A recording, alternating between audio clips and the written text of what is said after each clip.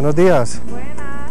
Buenos días, ¿cómo están? ¿Cómo está? Iván, te presento. Mucho gusto, Natalia. Iván Muñoz, ¿cómo te ha ido? Muy bien, muchas gracias. Carlos Mario, cuéntenos entonces a dónde hemos llegado. Bueno, Natalia, nos encontramos en el cultivo de Iván Muñoz, que es uno de los beneficiarios del proyecto de mora sin espina. Carlos Mario, ¿ustedes por qué deciden trabajar con esta variedad mora sin espina? Bueno, mira, esta variedad la escogimos dentro de la convocatoria porque se adapta muy bien a la zona, precipitación, temperatura, altura y básicamente, y la razón principal es que el municipio, por no tener una actividad o una vocación agrícola, la mano de obra para las actividades de los cultivos es muy escasa. Entonces es un cultivo que no tiene espina y que se hace muy fácil su manejo. Carlos Mario, acá en el municipio no se tenía una tradición en el cultivo de mora, entonces me imagino que ustedes recibieron capacitaciones para poder implementar este tipo de cultivos. Sí, Natalia, mira, parte de la convocatoria, de los recursos de la convocatoria están destinados a la parte de asistencia técnica. Entonces en estos momentos tenemos un ingeniero agrónomo acompañándonos en el proceso por parte del Parque Tecnológico. Adicionalmente a eso, pues la oficina del Centro Zonal y la Alcaldía Municipal cuenta con ingenieros agropecuarios, tecnólogos agropecuarios que también apoyan pues la actividad del cultivo. Y con el SENA, en estos momentos los productores beneficiarios del proyecto se encuentran en una formación del manejo del cultivo de la mora y después continuamos con la parte de transformación.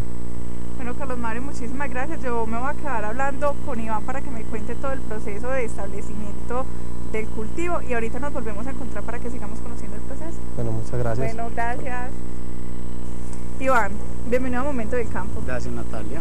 Iván, cuénteme cómo es todo el proceso que se hace acá desde que llega la semilla hasta que se saca la producción, teniendo en cuenta pues paso a paso desde la preparación del terreno. Bueno, inicialmente menciono que aquí en el sitio donde estamos, antes había un cultivo de tomate bajo invernadero, ¿cierto? Lo primero que hicimos fue adecuar el terreno con la preparación manual y también mecánica, ¿cierto? Posteriormente hacer el trazado con un sistema de siembra de 2,5 metros por 2,5 metros, ¿cierto? Iván, perdón, ¿cómo se hace esa preparación de terreno entonces? Si lo tenían establecido para tomate, para pasar a mora, ¿cómo se hace? Bueno, aquí como se tuvo un lapso de alrededor de un año sin ningún tipo de cultivo, entonces lo que hicimos fue entrar con un tractor a romper un poco la compactación del suelo y posteriormente con herramienta manual se procedió al repicado, ¿cierto? Aquí se hizo repicado completo por parejo del cultivo, en algunas partes solo se hace el hoyo, ¿cierto? En este caso, como te digo, se repicó por completo y se trazó a 2,5 metros por 2,5 metros. ¿Ustedes ya tenían las semillas o cómo llegó acá la mata? Bueno, como la semilla provenía del Parque Tecnológico de Antioquia, entonces ellos nos fueron dando las recomendaciones desde el principio para la preparación y ya teníamos un cronograma establecido para la época de siembra. Entonces ellos nos trajeron el material en el momento que tuviéramos el terreno listo y simplemente procedimos a llevarlas a cabo. Iván, bueno, entonces la semilla llegó cuando ustedes ya tenían todo el terreno preparado.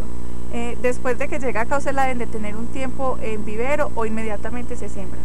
No, pues la idea es aprovechar que ya se tenía el terreno preparado y establecer inmediatamente para no perder tiempo. Las plantas ya tenían el tamaño adecuado para trasplante, ¿cierto?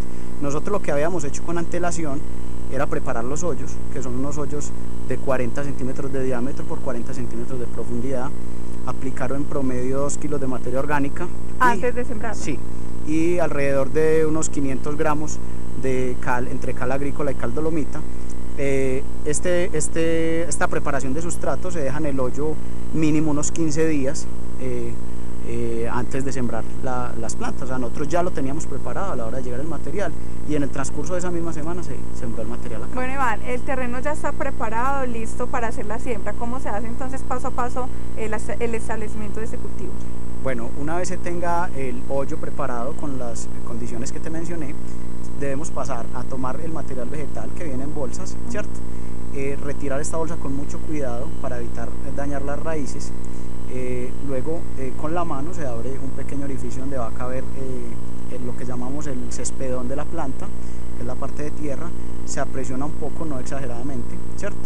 Y ya de ahí en adelante ya es cuestión de que el material se desarrolle un poco para empezar a hacer las labores de poda de formación, ¿cierto? Posteriormente Cuando ya se le va dando la formación a la planta, tenemos que empezar unas labores de podas de sostenimiento, que son los deschupones, las podas bajeras, con el fin de darle ventilación a la planta en la parte inferior. También es muy importante mantener el plato de la planta libre de malezas o arbences para evitar que compitan con el cultivo, sin excedernos pues en que tenemos que tener todo el terreno despejado. Es bueno mantener ciertas coberturas vegetales como una buena práctica agrícola dentro del cultivo. Es importante que a la hora de hacer los plateos se tenga en cuenta que debe hacerse con mucho cuidado, ya que cuando se utiliza herramienta manual pueden dañarse las raíces de la mora, que son muy superficiales, y eso nos puede ser una entrada para patógenos o enfermedades. Entonces lo más aconsejable es hacerla con machete o manualmente, ¿cierto? Bueno, Iván, usted me acaba de mencionar los cuidados que se debe tener en la parte de la poda. ¿Cómo se hace el proceso de fertilización entonces en el cultivo? Bueno, ya te mencioné que hay una fertilización inicial con materia orgánica en la preparación del terreno, que va a suministrar ciertos nutrientes a la planta en las primeras etapas de formación. A partir de ahí tenemos que establecer un programa de fertilización de sostenimiento. Lo primero que debemos tener en cuenta y que los productores deben tener en cuenta es que lo más adecuado es hacer un análisis de suelo del terreno y a partir de eso elaborar un plan de fertilización. Pero en términos generales podemos decir que entre cada 2 y 3 meses se puede estar fertilizando la mora. Dependiendo de su estado de desarrollo, las cantidades van variando. Inicialmente puedes empezar con 50, 60 gramos por planta en las primeras fertilizaciones, donde mezcles nitrógeno, fósforo, potasio y elementos menores. Posteriormente vas aumentando la dosis a medida que el cultivo va aumentando de tamaño. Iván, en este cultivo en el que estamos, ¿cuánto tiempo tienen estas plantas? Aquí tenemos un cultivo con diferentes edades, está en escala, ¿cierto? Las plantas que tenemos acá de mayor tamaño están ajustando los 9 meses de plantadas, ¿cierto? Estamos iniciando la etapa de graneo o de producción del cultivo, ¿cierto? Que inicia más o menos a los 8 meses después del trasplante. Hay otros material que todavía está en desarrollo vegetativo, que no ha llegado a la etapa de producción, porque igual como de pronto mencionó Carlos Mario, uno de los objetivos principales del proyecto no es aparte de la producción para nosotros, es también establecer un cultivo para obtención de semilla para nuevos productores, ¿cierto? Como un banco de semilla, ¿cierto? De germoplasma. Iván, en este cultivo también vemos que ustedes tienen un sistema de tutorado diferente. Hablemos de qué se trata y para qué lo están haciendo. Bueno, con el afán y la idea de innovar un poco en los sistemas de tutorado, que sabemos se convierten a veces en alguna problemática, cuando hablamos de cultivos que requieren tutor, se convierte en una problemática ambiental porque la gente normalmente extrae maderas nativas para estar sosteniendo sus cultivos y debe hacer recambios periódicos cada 2 o 3 años, generando un impacto negativo en el medio ambiente. Entonces, ¿qué hicimos acá? Dentro del proyecto se estipuló la utilización de postes plásticos, ¿cierto? Que van a ser resistentes a la intemperie, obviamente, y van a tener una alta duración. Es un sistema aquí de doble espaldera, de doble T, perdón. Los travesaños son en varilla de 3/8, que tampoco va a necesitar recambio, y se utiliza un cable galvanizado de diferentes calibres. Tenemos calibre 10, calibre 14, que también tiene una alta duración. Adicionalmente, aquí en este lote se está haciendo un experimento de empezar a sembrar unos tutores vivos con una especie llamada arboloco, que aquí también la producimos en la finca, con el fin de que en unos 2 o 3 años estos árboles nos sirvan para agarrar el sistema de tutorado, ¿cierto? Y no tengamos ya pues definitivamente que volver a cambiar maderas, ¿cierto? Y además muchos de estos materiales son reutilizados porque ustedes los manejaban en el cultivo de tomate que tenían anteriormente. Sí, unos elementos que llamamos carevacas en los invernaderos, que son elementos metálicos de alta duración, pues se aprovecharon luego de que tuvimos pues como el problema con los invernaderos, las pérdidas, y los estamos usando aquí en el tutorado. También hemos estado haciendo unos ensayos con un cable PET plástico, ¿cierto? Este cable tiene una alta resistencia y también duración a la intemperie. De pronto no lo hemos generalizado dentro del cultivo porque tiene la dificultad que de pronto en una labor de poda donde no se tenga cuidado se puede cortar fácilmente con la tijera, lo que no sucede con el alambre galvanizado. Bueno, Iván, volviendo al tema del cultivo, usted me contaba que esas plantas tienen 9 meses. ¿Al cuánto tiempo empiezan a producir? ¿Ya están en cosecha? Bueno, regularmente en unas condiciones favorables empezamos lo que llamamos el graneo aproximadamente entre los 8 y 9 meses después del trasplante, ¿cierto? Aquí, en este momento, ya estamos en la etapa de graneo. No se ha normalizado la producción ni se ha estabilizado, por eso no tenemos pues como un dato preciso de producción total, pero el cultivo ya está iniciando la etapa de reproducción, ¿cierto? De producción. Y para la cosecha, ¿cuáles son los pasos que se deben de tener en cuenta? Pues, ¿cómo se hace todo el proceso de recolección? No, simplemente, a ver, la cosecha en la mora, una vez estabilice la producción, debe hacerse semanalmente, ¿cierto? Los racimos no se maduran parejo, entonces, ¿qué debes hacer? Tú debes ir haciendo un monitoreo por el cultivo y recolectando los frutos que vayan llegando a su etapa de maduración. Una vez la rama, por ejemplo, la rama hembra produzca todos sus racimos, debe eliminarse desde el tallo desde la parte de abajo para que se renueve totalmente, ¿cierto?